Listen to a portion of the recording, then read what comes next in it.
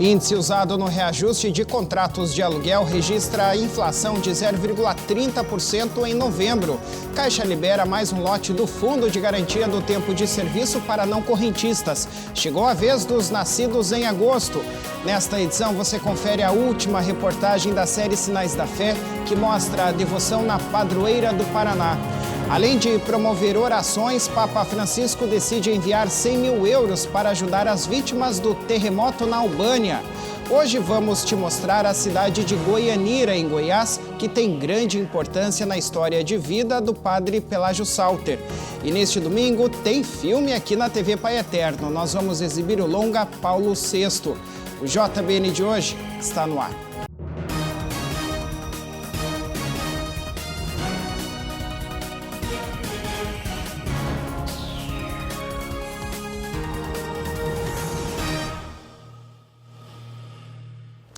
Olá, uma ótima noite para você. Hoje é sexta-feira, dia 29 de novembro de 2019. Obrigado a você que nos acompanha de norte a sul do país. Olha, o Índice Geral de Preços Mercado, chamado IGPM, que é usado no reajuste de contratos de aluguel, registrou uma inflação de 0,30% agora em novembro. A taxa é inferior aos 0,68% de outubro, mas ficou superior ao índice de novembro do ano passado, que foi de 0,49%.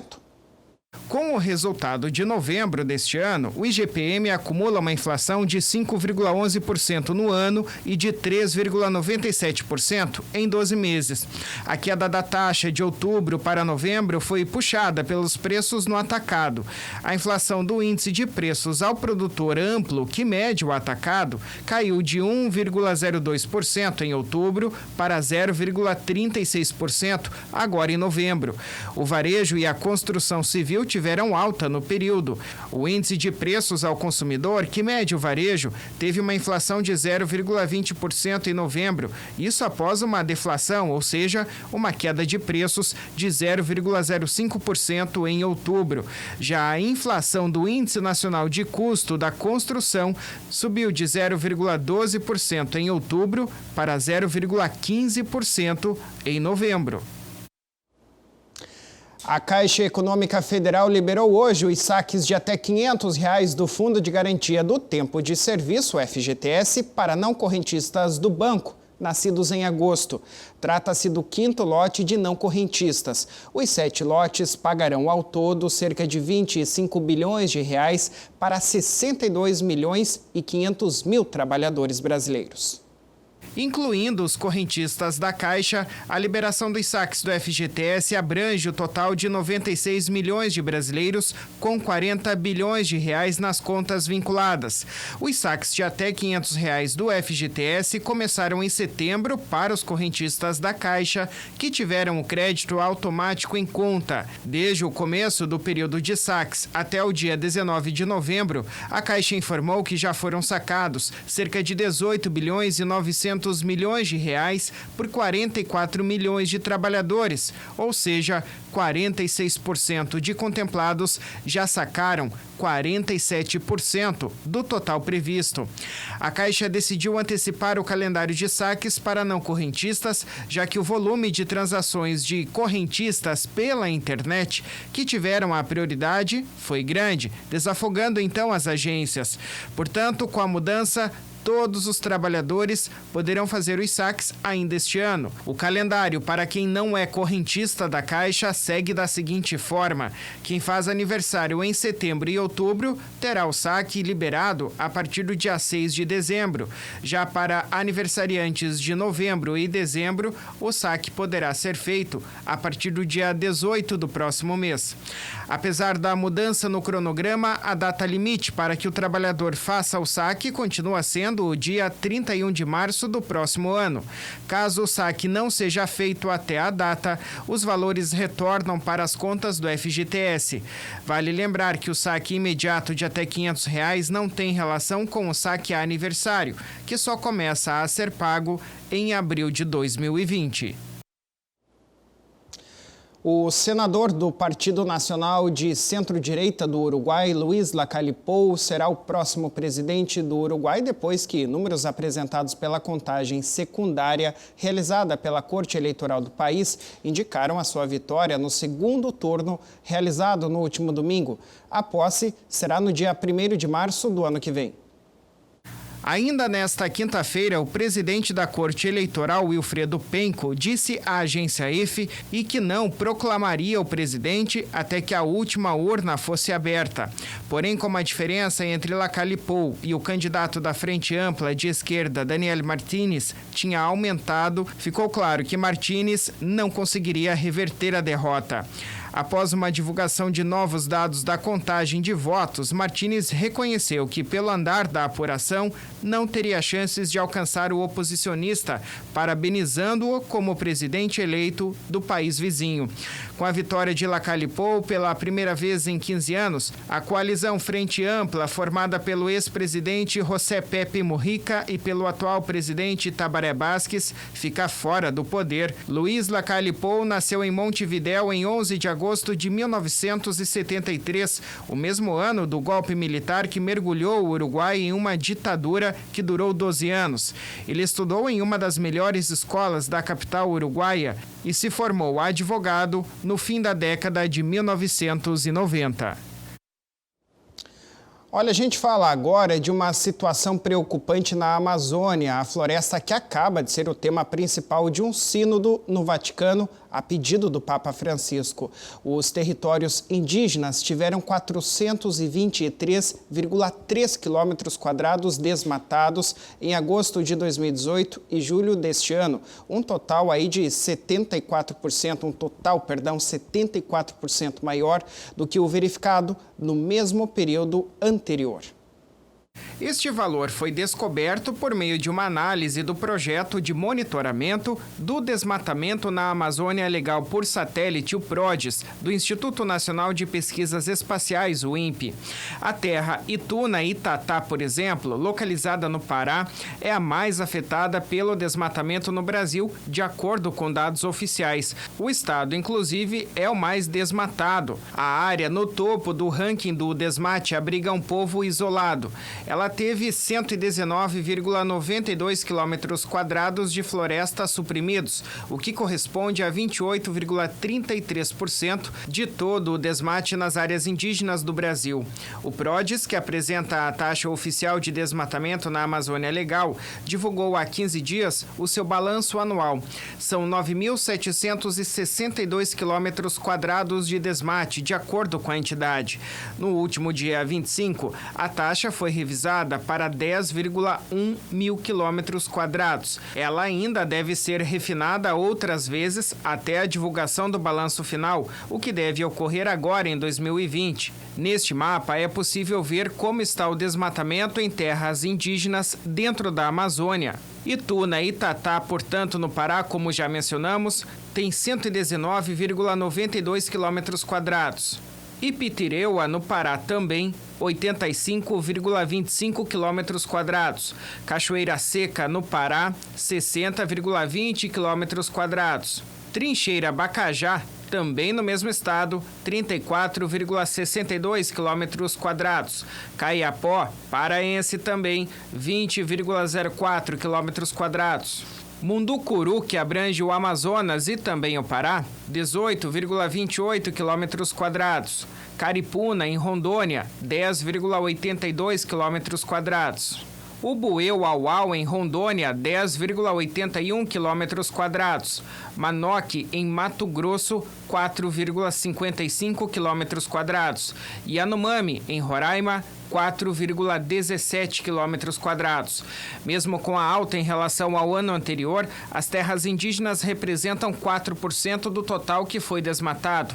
As 5 primeiras mais atingidas no país estão no Pará, o que representa 75% do que foi desmatado em todos os territórios indígenas. Juntas, essas 5 terras perderam 320,03 quilômetros quadrados, área um pouco maior do que a cidade de Fortaleza. É situação para lá de preocupante, né? Nós vamos para o intervalo agora e na volta veja a última reportagem da série Sinais da Fé. As reportagens que mostram o louvor a Nossa Senhora do Rossio, a padroeira do Paraná. Nós já voltamos.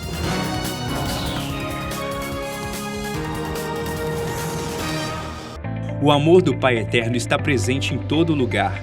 E a missão da AFIP é levar esta mensagem adiante. E tudo isso só é possível graças à nossa união. Reze conosco, ajude a fazer o bem. Faça parte desta família de amor.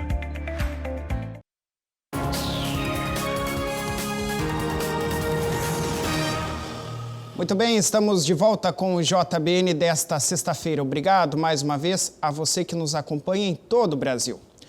No último capítulo da série Sinais da Fé, a série de reportagens que mostra o louvor em Nossa Senhora do Rossio, você vai conhecer a devoção do padre Dirson Gonçalves, que é o atual reitor do Santuário da Padroeira do Paraná.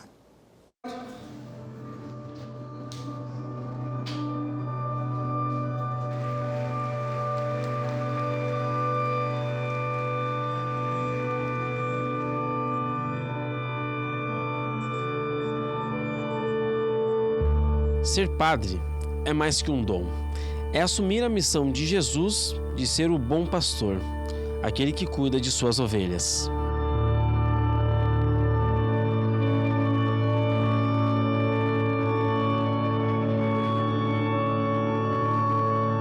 O desejo de ser padre veio ainda quando criança, ao frequentar as missas com a sua avó. Eu morava em uma cidade do interior do Mato Grosso do Sul que também nunca ninguém daquela cidade tinha ido para o seminário. Então eu fui o primeiro em tudo, da família e da cidade também. Eu acho que aí que mostra o mistério da vocação, né? É um chamado de Deus e essa questão Deus coloca no coração da gente, independente de onde a gente está, de que família que a gente é Ele que chama, né? E a gente vai respondendo aos poucos. Eu entendo assim, pelo mistério da vocação, porque o chamar de Deus é um mistério.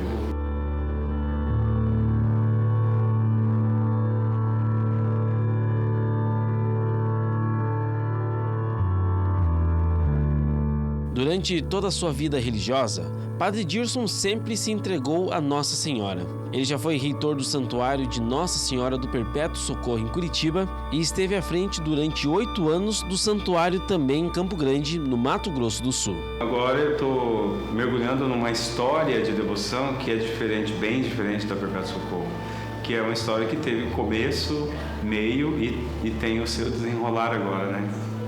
Começou em 1648. Então eu comecei a ler muito isso para entender esse processo histórico, o tempo que foi encontrado, por quem foi encontrado, como era a imagem, os processos que essa história já passou, até chegar aos nossos dias, essa imagem que temos e essa devoção que se espalhou. Então é uma coisa assim, bem diferente, mas que é encantadora ao mesmo tempo.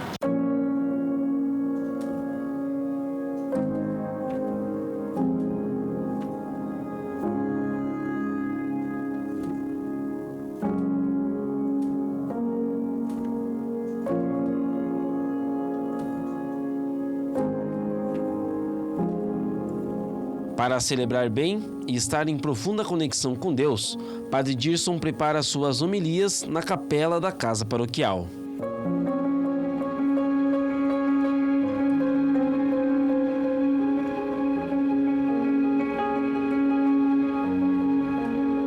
Um pouco antes eu me concentro, né? O que eu vou celebrar hoje, o que eu vou falar, qual que é o texto bíblico, qual é o público que vai me ouvir.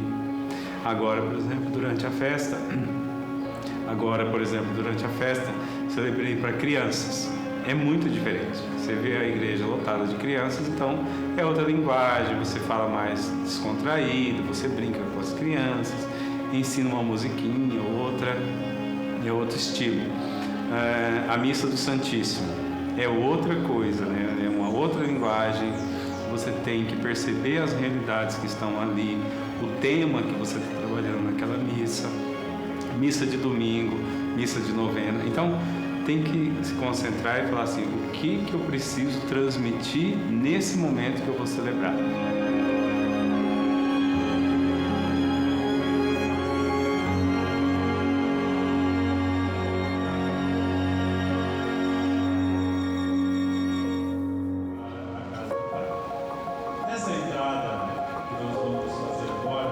E em pouco tempo em Paranaguá, Padre Dirson hoje já se considera um devoto de Nossa Senhora do Rossio. Hoje eu posso dizer com toda a clareza e de coração, de fato, que sou mais um devoto de Nossa Senhora do Rossio. E assim, tenho ela presente já nas minhas orações, na minha vida, antes de eu vir para cá. Mas agora, de modo muito mais forte. E nos momentos de dificuldade, a Mãezinha do Céu, sob o título de Nossa Senhora do Rossio, não deixou de amparar quem tanto a ama. Essa preparação dessa festa, que é uma grande festa, uma das maiores festas religiosas do Brasil, em muitos momentos eu não partilhei isso com ninguém, estou partilhando agora pela primeira vez. Em muitos momentos eu senti medo, assim, até uma insegurança. Mas eu me colocava diante da imagem e pedia que ela me acalmasse. E eu senti essa calma. Então, eu acho que nós já criamos uma intimidade, eu e Nossa Senhora do Rossio, porque assim, as minhas devoções, sou muito devoto de Santo Afonso, São Clemente, que são padres, santos redentoristas, São José e Nossa Senhora. E eu crio com os santos que eu sou devoto, eu gosto de criar uma intimidade, assim. Eles sabem tudo de mim e eu me entrego totalmente a eles, pela minha devoção.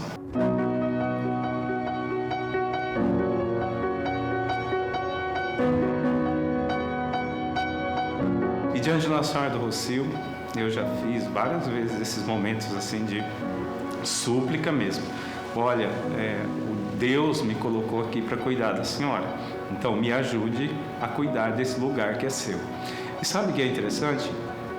Eu sempre tive resposta, assim, não desanime, vai em frente.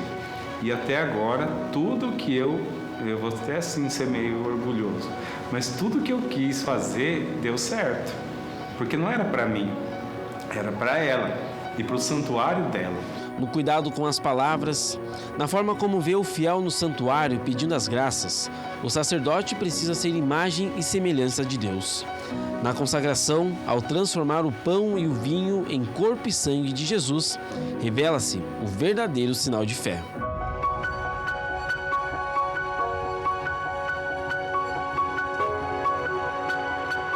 Eu posso dizer hoje com toda a segurança, com toda a certeza, sou devoto de Nossa Senhora do Rossio, amo essa história de devoção, essa coisa que é divina, né? Uma manifestação divina, e é isso que eu quero levar para as pessoas enquanto eu estiver aqui. E o meu propósito é fazer Nossa Senhora do Rossio conhecida no Paraná inteiro.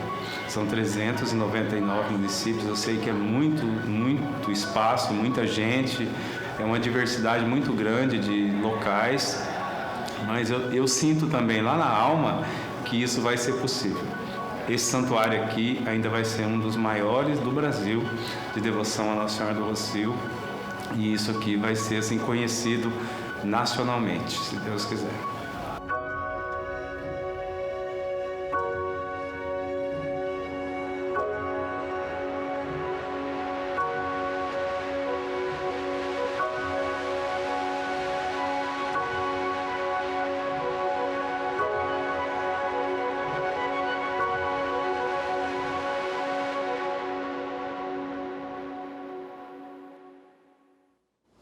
É isso, com a história do Padre Dirson, que chegou esse ano ao Santuário de Nossa Senhora do Rossio, a gente termina mais essa série sobre a fé e a devoção em Nossa Senhora do Rossio, a padroeira do Paraná. Foram belas histórias durante toda a semana. E olha, além de orar por aqueles que estão sofrendo com o terremoto na Albânia e dizer que está junto do povo albanês, o Papa Francisco disse hoje que enviará ao país uma ajuda financeira. Mais que orar pelo pronto restabelecimento do país e das vítimas, além dos mortos na tragédia, Francisco queria ajudar de forma terrena. Por isso, decidiu enviar à Albânia o valor de 100 mil euros em prol dos afetados. Esta será a primeira ajuda que Francisco enviará por meio do dicastério para o Serviço de Desenvolvimento Humano Integral. Francisco sente um carinho especial pela Albânia. É que este foi o primeiro país europeu que ele visitou em seu pontificado, a visita que ocorreu em 2014. Na ocasião, ele ficou profundamente chocado com a história de perseguição sofrida pelos albaneses em mais de 40 anos de ditadura comunista. Na última terça-feira, a terra tremeu no país, principalmente na região norte da Albânia, na cidade de Durrës. O terremoto de magnitude 6,4 deixou mais de 40 mortos e pelo menos 600 feridos. Nas últimas horas, as equipes de emergência resgataram 46 sobreviventes que foram hospitalizados em Tirana, mas a esperança de encontrar outras vítimas com vida diminuiu nas últimas horas. Os trabalhos de resgate enfrentam dificuldades com os tremores secundários que ainda acontecem na região. O tremor mais potente registrado em décadas nos Balcãs ocorreu antes do amanhecer, em um horário em que as pessoas dormiam. Prédios inteiros desabaram, prendendo vítimas sob os escombros. Segundo o sismólogo albanês Rapor Meni, este é o terremoto mais poderoso na região de Durrës desde 1926. Os Balcãs experimentam forte atividade sísmica devido aos movimentos das placas tectônicas africanas e euroasiáticas, bem como da microplaca adriática. A gente segue na torcida para que o povo albanês se restabeleça o mais rápido possível, né? E conforte também aí, a gente leva orações positivas, pensamentos positivos para que aqueles que perderam seu entes sejam confortados. Nós vamos para mais um intervalo e na volta conheça Goianira, uma cidade próxima à Trindade que foi fundada por meio de uma grande atuação do venerável Padre Pelágio Salter. Nós já voltamos.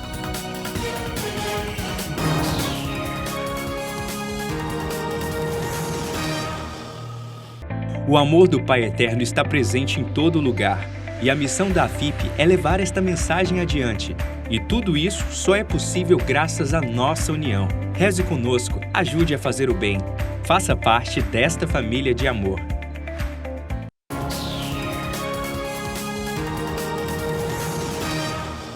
Muito bem, estamos de volta com o Jornal Boa Notícia desta sexta-feira.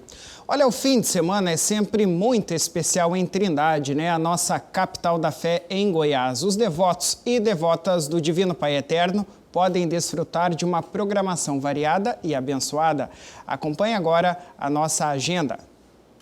Olá para você, devoto do Pai Eterno, que acompanha a programação da TV das Bênçãos do Pai. A agenda deste fim de semana em Trindade está mais do que especial. O primeiro compromisso dos devotos é logo no sábado de manhã. Às 10 horas tem o Palavra do Pai com o Padre Robson de Oliveira no Cine Teatro AFIP, um momento para refletir sobre os ensinamentos de Cristo. Quem não puder vir pode acompanhar tudo ao vivo aqui na tela da TV Pai Eterno. Mais tarde, às 8 da noite, o Romaria Sertaneja com o Padre Natalino Martins e o Fábio Falcão está imperdível. Não ligo o que o povo diz, é assim que sou feliz. Gente, me deixa viver. Quem vem à capital da fé de Goiás também pode acompanhar a programação das missas e novenas. Ser firme na fé, ser uma pessoa constante na esperança, ser uma pessoa plena no amor de Deus. Aos sábados, as celebrações são realizadas em 4 horários no Santuário Basílica. Pela manhã, às 7 e às 10 horas. No período da tarde, às 3 e às 5h30. Na Matriz, tem celebração às 7 e às 10 da manhã e também às 5 da tarde. No domingo, as missas no Santuário Basílica vão ser realizadas às 5h45 e às 8 da manhã. Às 10 horas tem a novena jubilar dos 180 anos do Encontro do Medalhão com a imagem da Santíssima Trindade coroando a Virgem Maria, o marco histórico da devoção ao Divino Pai Eterno. A celebração acontece no primeiro domingo de cada um dos 9 meses que antecedem a tradicional festa em louvor ao Divino Pai Eterno de 2020, quando a capital da fé de Goiás vai celebrar o jubileu. E continuando a programação ainda no domingo, ao meio-dia, às 3 e às 5h30 da tarde, tem celebração eucarística na Basílica. E logo depois da última missa, a iluminação natalina do santuário vai ser inaugurada, dando início ao período do Advento, a preparação para o nascimento de Jesus Cristo. Na Igreja Matriz, às 6h30, às 8 e às 9h30 da manhã, às 6 horas da tarde e às 7h30 da noite, também tem missa. E que o fim de semana seja repleto de bênçãos do Pai Eterno e até a próxima semana. É isso, Wilker, obrigado. E olha, neste domingo nós temos reprise do filme Paulo VI, o Papa na Tempestade, o primeiro Papa peregrino na história da Igreja Católica. Você vai poder acompanhar essa história às 2h30 da tarde e às 7h30 da noite. Agora nós vamos exibir uma reportagem que conta mais sobre a história deste importante Papa na nossa história.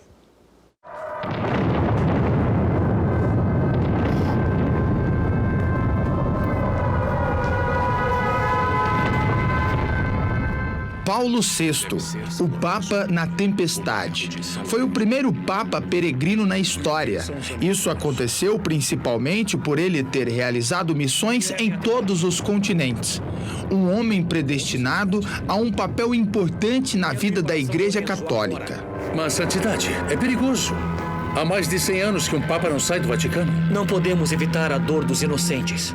Papa Paulo VI foi o Papa de número 262, um italiano, nascido no norte da Itália, na província de Brescia. Entrou para o seminário aos 19 anos e, aos 23, foi ordenado sacerdote. E durante praticamente toda a sua vida de sacerdote, ele serviu a Igreja na diplomacia do Vaticano, especialmente auxiliando o Papa Pio XI e Pio XII. Pio XII o colocou como arcebispo da Diocese de Veneza, para que ele pegasse experiência pastoral e viesse a se tornar, então, o Papa Paulo VI, que assumiu o pontificado no ano de 1963 e assumiu o nome de Paulo, porque ele queria ser aí um grande incentivador das missões e viajou por todos os continentes. O Papa Paulo VI teve 15 anos de papado. Como o padre Silvio lembrou, começou em 1963 e foi até 1978. Ele realizou vários trabalhos importantes pelo mundo todo, mas com destaque em a conclusão do Concílio Vaticano II. Convocado por São João XXIII, o Papa João XXIII, mas logo após a primeira sessão, o Papa João XXIII morreu e assume então o Papa Paulo VI, que dá continuidade ao Concílio Vaticano II, aprovando todos os documentos, as 4 constituições conciliares, os 9 decretos e as 3 declarações universais, atualizando e permitindo o diálogo da Igreja com o mundo contemporâneo. Digamos assim, o tratado de paz da Igreja com o mundo moderno. O Papa Paulo VI foi o responsável ainda no seu papado por ter elevado a título 3 cardeais, que futuramente se tornariam seus sucessores na Cátedra de Pedro. Paulo VI deixou inúmeros legados para a Igreja, principalmente o Concílio Vaticano II, também a eleição de 3 cardeais, o Karol Wojtyła, que se tornaria o futuro Papa João Paulo II, São João Paulo II, e em seguida o cardeal Luciani, que se tornaria o João Paulo I, mas prematuramente, com 33 dias de Papa, acabou morrendo, e João Paulo II, Karol Wojtyła, o sucedeu em sua homenagem, colocando o título de João Paulo II para dar continuidade ao legado de João Paulo I. E outro cardeal eleito pelo Paulo VI foi o Ratzinger, cardeal Ratzinger, que se tornaria o Papa Bento XVI, e que hoje é o Papa Emérito. Essa história irá passar aqui na sua TV Pai Eterno neste fim de semana. E você não pode perder. Paulo VI, o Papa na Tempestade. Um homem que foi importante para grandes transformações na Igreja e que deixou o seu legado. Com certeza, futuramente, Paulo VI será considerado como o grande Papa do século XX, porque ele deixou um grande legado na Igreja. O Concílio Vaticano II, a abertura ao diálogo ecumênico e ao diálogo interreligioso, promoveu grandes missões, foi o Papa que viajou por continentes inteiros, se colocava como Paulo, o missionário, mas também eu sou Pedro, a presença de Pedro, a base, o fundamento, a rocha da Igreja. Ninguém pode perder esse filme, conhecer uma síntese da história da Igreja do século XX. Nós cremos num só Deus, Pai, Filho e Espírito Santo, Criador de todas as coisas visíveis, assim como este mundo, onde transcorre a nossa vida transitória, e daquele invisível. Nós acreditamos em nosso Senhor Jesus Cristo, Filho de Deus. Ele viveu no meio de nós, cheio de graça e de verdade, e anunciou o reino de Deus, e em si nos fez conhecer o Pai. E Ele nos deu o seu novo mandamento, de amarmos uns aos outros como Ele nos amou. Padeceu sob Pôncio Pilatos, Cordeiro de Deus que carrega consigo os pecados do mundo, e morreu por nós na cruz, e ressuscitou no terceiro dia. Tá aí então, domingo, primeiro às 2h30 da tarde e depois às 7h30 da noite, o filme sobre o Papa Paulo VI. Olha, o saudoso missionário redentorista Padre Pelágio Salter teve um papel importante na fundação de uma cidade próxima de Trindade, Goianira. Por lá são muitas as lembranças do religioso. Veja na reportagem a seguir.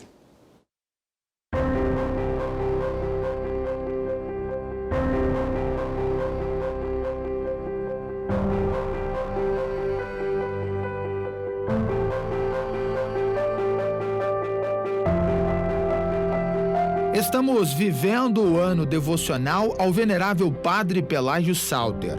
E as benfeitorias deste sacerdote não se resumem à Trindade. Ele ficou conhecido por viajar longas distâncias com a sua mula ou um burro em busca de evangelizar em outros povoados. E foi assim que ele se tornou o maior incentivador de uma cidade que hoje tem mais de 44 mil habitantes. Goianira fica a 31 quilômetros da capital do estado, Goiânia, e a 27 quilômetros da capital da fé, Trindade. Foi fundada em 1922 e tem 97 anos de existência. E a partir de agora nós vamos te contar como Padre Pelágio Salter foi importante nessa trajetória. Ele aconselhava as pessoas, ficava sabendo sobre a questão social delas e desenvolvia todo um trabalho religioso. Por fim, numa dessas incursões, e a população reclamando da dificuldade justamente de praticar a fé católica em Campinas, que era muito difícil o acesso da zona rural daqui, ele aconselhou o pessoal a se organizar e fazer doações para futuramente ser criado um patrimônio religioso, ao qual deu-se o nome de Patrimônio de São Geraldo, E dentro desse patrimônio foi constituído o povoado de São Geraldo. Então, esse trabalho que ele vem fazendo, por várias décadas na região de Goianira, fez com que houvesse uma contribuição social, econômica, religiosa para o desenvolvimento do que viria a ser Goianira.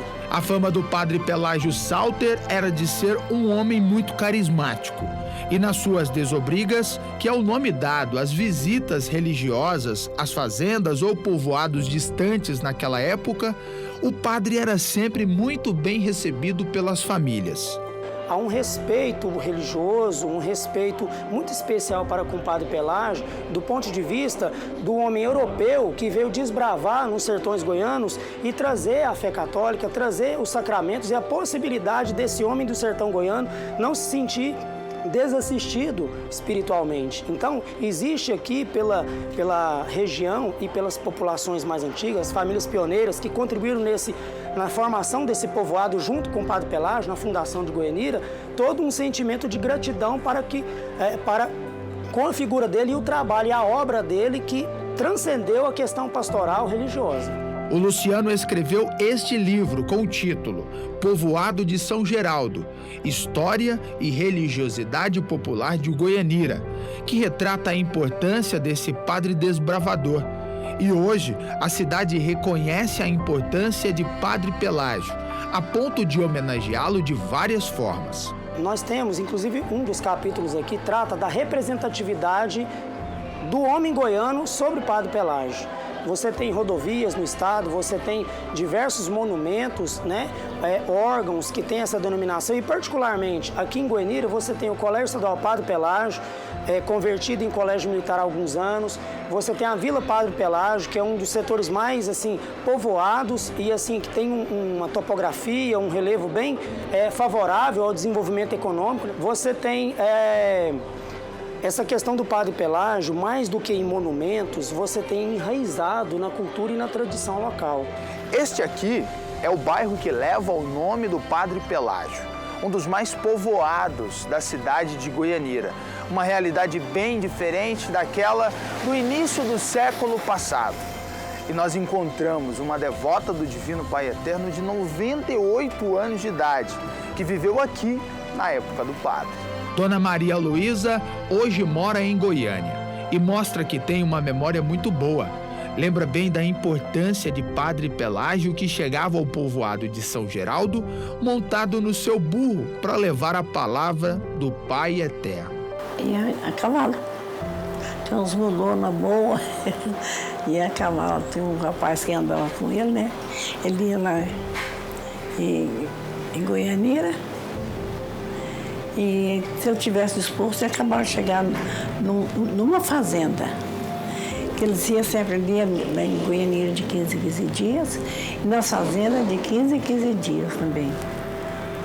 E a fazenda já era longe de Goianira, mas ele ia celebrar a missa lá. Ia com vontade, e aconselhava muito o povo. As lembranças guardadas são as melhores. Entre um café e um bolo, tantas histórias aparecem. E no caso dela, para recordar, ficou até um presente especial do Padre Pelágio. E ele me deu uma imagem, Coração de Jesus, desse tamanho também. E a gente sempre... E não deixava de encontrar com ele na eternidade. O Jales é filho da Maria Luísa. Não teve a mesma convivência que a mãe, mas sabe de muita coisa. Além de jornalista e historiador, ele é bisneto da Dona Isa, que foi uma figura importante na fundação de Goianira. Então, a minha avó, minha bisavó, que morava em Trindade, mudou para aquele povoado e ela era quem recebia o Padre Pelágio. Ela era uma pessoa que tinha uma atividade intensa, ela era conselheira, parteira, uma pessoa que tinha uma atividade intensa e tomava conta da igreja. E o Padre Pelágio, quando vinha ao povoado, ele se alimentava na casa dela, da minha avó, da minha bisavó e do marido dela, o Chico Rosa. Então os dois sempre acolhiam o Padre Pelágio e às vezes até acompanhavam ele nas visitas às fazendas. Se a cidade de Goianira hoje se desenvolve com a força do seu povo, muito se deve aos personagens do início do século passado, e um deles é Padre Pelágio Salper, que teve a função de ser mais que um padre, bem mais que um conselheiro. Foi um evangelizador que deixou a Europa para entrar para a história do estado de Goiás. Ele era uma pessoa especial, muito atencioso, muito cordial, gostava da convivência, gostava de estar ensinando as pessoas a ter uma atividade. Ele era sempre uma pessoa que valorizava a cultura, a educação e queria que as outras pessoas também tivessem uma atividade.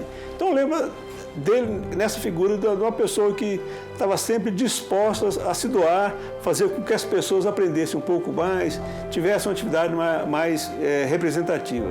Então era uma pessoa assim, atenta e que queria participar, colaborar, fazer com que as pessoas crescessem.